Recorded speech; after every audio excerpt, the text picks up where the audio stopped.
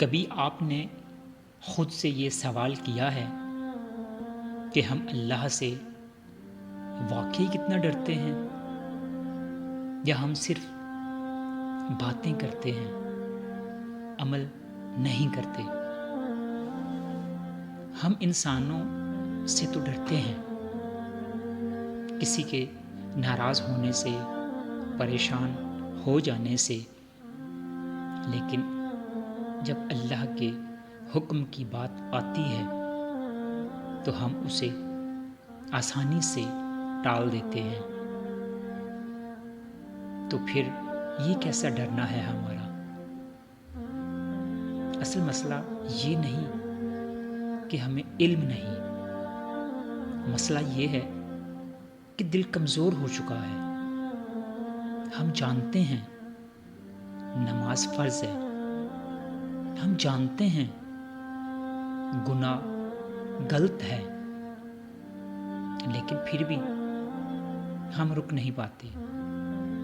ہم اپنے آپ کو روکنے کی کوشش بھی نہیں کرتے، حالانکہ ہم یہ جانتے ہیں کہ یہ گناہ ہے، اور پھر بھی خود سے جھوٹ بولتے ہیں کہ میں بعد میں ٹھیک ہو جاؤں گا۔ تو کیا ایسا ممکن ہے کہ آج آپ کسی برے کام کو نہ چھوڑیں اور یہ کہیں کہ میں کل سے چھوڑ دوں گا؟ تو کیا آپ واقعی اسے چھوڑ دیں گے؟ لیکن وقت گزرتا جاتا ہے اور ہم وہیں کے وہیں رہ جاتے ہیں۔ یہی سب سے بڑا دھوکہ ہے۔ قرآن ہمیں بار بار یاد دلاتا ہے کہ ہر انسان کو ایک دن اللہ کے سامنے حاضر ہونا ہے، اپنے اعمال کا جواب دہ ہونا ہے، اور اس دن نہ پیسہ کام آئے گا، نہ رتبہ، نہ لوگ۔ وہاں اگر کچھ کام آئے گا تو صرف اور صرف اعمال کام آئیں گے۔ لیکن اللہ ہمیں ڈرانا نہیں چاہتا، وہ ہمیں جگانا چاہتا ہے۔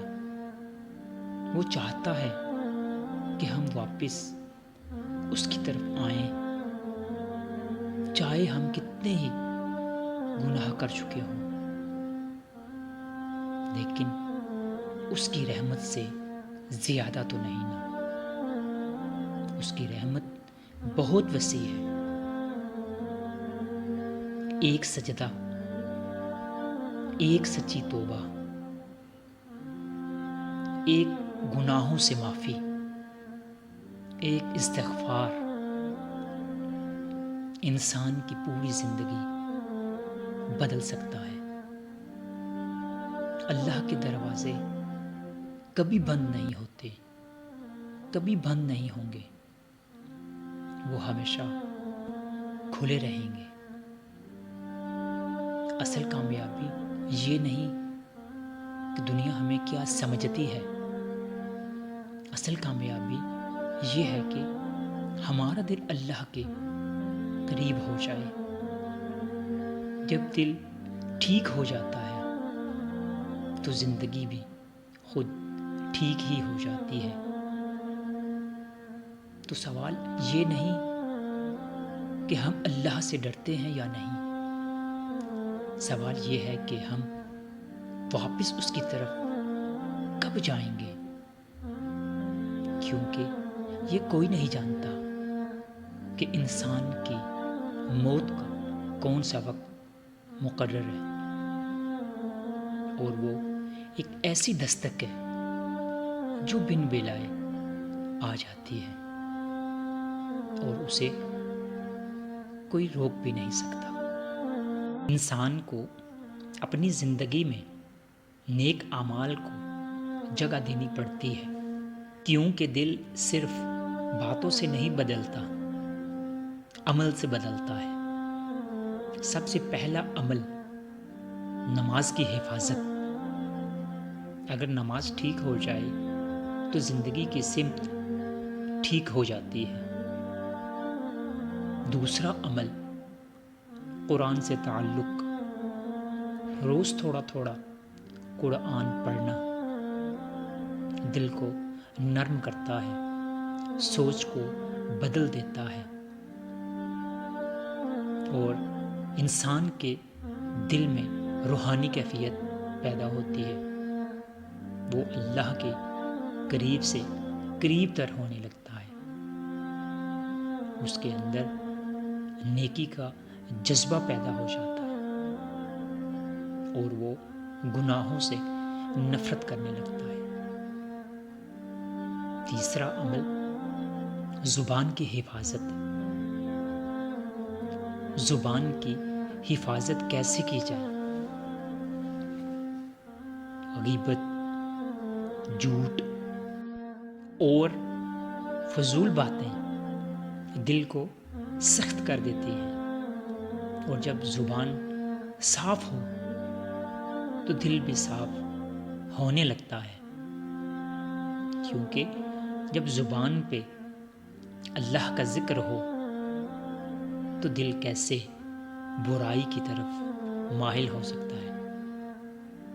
چوتھا عمل اچھے لوگوں کی صحبت ہے، کیونکہ انسان اکیلا بدلنا چاہے تو مشکل ہوتا ہے، لیکن ماحول بدل دے تو سب کچھ آسان ہو جاتا ہے۔